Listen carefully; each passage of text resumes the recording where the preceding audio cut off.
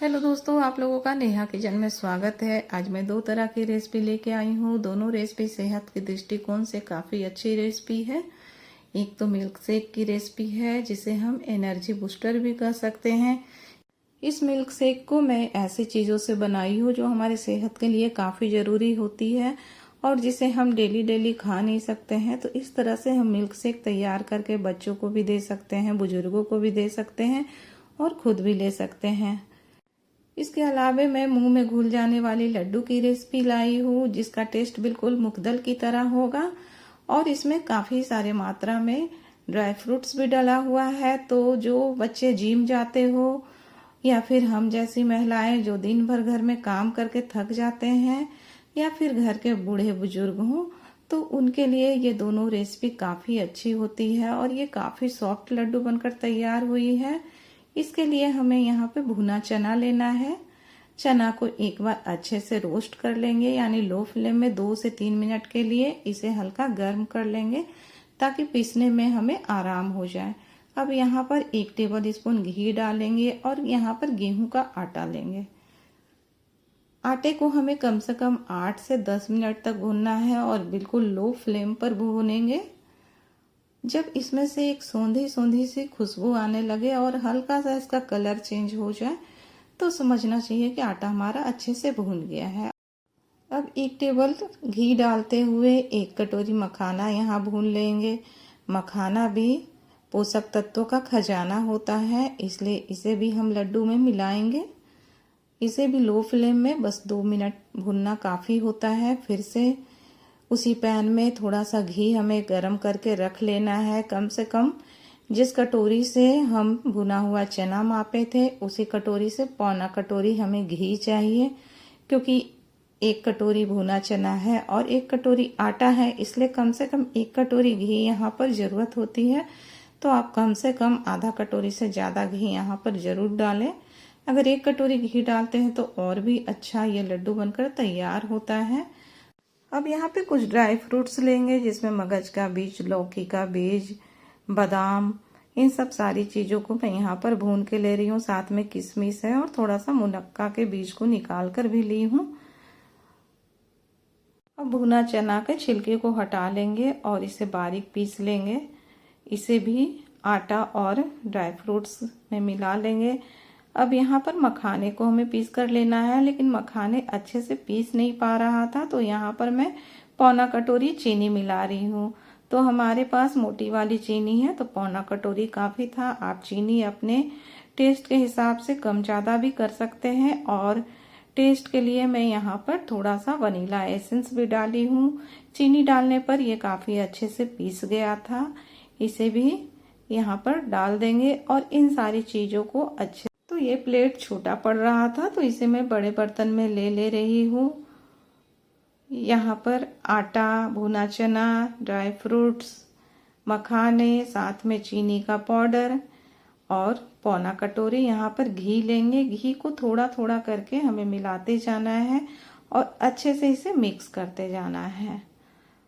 तो ये लड्डू काफ़ी टेस्टी बनती है और इसका स्वाद मुखदल की तरह आता है जो कि हनुमान जी को चढ़ाया जाता है। मैं बहुत जगह देखी हूँ मुगदल का प्रसाद।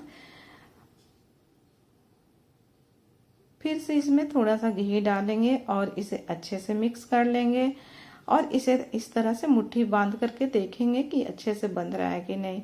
लेकिन यहाँ पर ये अच्छे से बंध नहीं रहा था, तोड़ते के साथ ये बिखर जा रहा था। तो यहाँ पर 1 से 2 चम्मच और मैं घी डाली। पौना कटोरी के अलावे मैं 2 चम्मच और यहाँ पे घी डाल रही हूँ। अब इसे भी अच्छे से मिक्स कर लेंगे। सारी चीज़ों को इस तरह से हमें मसल के मिला लेना है और फिर से यहाँ पर मुट्ठी बांध करके देखेंगे। अगर दबाने पे ये बिखरता नहीं हो तो समझना चाहिए कि ये हमारा जो मिक्सर है लड्डू बनाने के लिए रेडी हो गया है। तो दोस्तों मैं यहाँ पे आप लोगों को दिखा रही हूँ, काफ़ी अच्छे से इसमें बाइंडिंग आ गई है और इसे तोड़ने पर भी ये पूरी तरह से बिखर नहीं रहा है। तो इस तरह से ही हमें यहाँ पर घी डालकर बना लेना है। अगर घी कम लगे तो 1-2 चम्मच और इसमें मिला लें और इसके अलावे आप यहाँ पे रिफाइंड ऑयल को भी गर्म करके डाल सकते हैं। तो इस तरह से लड्डू हमें बना लेना है। अब यहाँ पर लड्डू काफ़ी आसानी से बन जा रहा है, तो आप हाथ में घी लगाते हुए लड्डू बनाएं तो ज़्यादा अच्छा होता है। पानी बिल्कुल भी नहीं डालेंगे। तो दोस्तों, आप लोगों को अगर मेरी रेसिपी अच्छी लग रही हो तो मेरे चैनल को सब्सक्राइब करें, वीडियो को लाइक करें, कमेंट करें, दोस्तों को भी शेयर करें ताकि सारी लोगों को इस चीज़ की जानकारी हो और अपने अपने घर में बनाए और डेली इस तरह के लड्डू वो खाया करें। तो जो बच्चे जिम जाते हैं उनके लिए भी ज़रूरी है, हम महिलाओं के लिए भी ज़रूरी है, घर में बुजुर्ग हों उनके लिए भी ज़रूरी है। इस तरह का लड्डू सभी के लिए काफ़ी फ़ायदेमंद होता है और ये काफ़ी सॉफ्ट बनता है और बहुत ही टेस्टी बनकर तैयार होता है। आप इसे फ्रीज में रखेंगे तो थोड़ा कड़ा हो जाता है, इसे फ्रीज के बाहर ही महीनों आप रख सकते हैं और ये बिल्कुल सॉफ्ट बना रहता है। डेली डेली याद करके ड्राई फ्रूट्स खाना पॉसिबल नहीं होता है, तो इस तरह से आप लड्डू बनाकर रख दे तो इसे बच्चे बड़े सभी लोग खाना पसंद करेंगे। और ये लड्डू पोषक तत्वों का खजाना है, यानी कि बोल सकते हैं छोटा पैकेट बड़ा धमाल। अगर आपको मसल्स पेन रहता है, जॉइंट पेन रहता हो या फिर आप बार बार बीमार पड़ रहे हो तो एक लड्डू आप अपने डेली रूटीन में शामिल करके देखिए, सच में आपको काफ़ी फ़ायदा नज़र आएगा। इसके अलावा यहाँ पर मैं एक मिल्क शेक लेके आई हूँ। ये शेक भी पोषक तत्वों का खजाना है। तो इसके लिए सबसे पहले चिल्ड मिल्क लेंगे। यहाँ पर पूरा ग्लास नहीं भरेंगे क्योंकि इसमें और भी बहुत सारे चीज जाएंगे। तो यहाँ पर मैं सबसे पहले रोस्टेड चना ले रही हूँ। 2 टेबल रोस्टेड चना, 2 टेबल स्पून हल्का सा रोस्ट किया हुआ वाइट तिल लेंगे और कुछ बीज लेना है। अब यहाँ पर कुछ ड्राई फ्रूट सीड्स ले रही हूँ जिसे मगज भी कहा जाता है। तो इसमें सारा बीज मिक्स है, जैसे कि तारबूज का, खरबूजे का, लौकी का। इसके अलावा और भी मिक्स बीज मार्केट में मिलते हैं। और 1 टेबल स्पून किशमिश डालेंगे, 2 टेबल स्पून खजूर के बीज को निकाल कर छोटा छोटा कट करके डाल देंगे और 1 छोटा चम्मच यहाँ पर चिया सीड्स डालेंगे। चिया सीड्स हमारे पेट को ठंडक पहुंचाती है और इन सारी चीज़ों को आधा घंटा के लिए इसी तरह फूलने देंगे। अब यहाँ पर थोड़ा सा रूह अफ़ज़ा डालेंगे। रूह अफ़ज़ा ना हो तो यहाँ पर रोज वाटर भी 1 टेबल स्पून डाल दें, इससे इसका स्वाद काफ़ी बढ़ जाता है।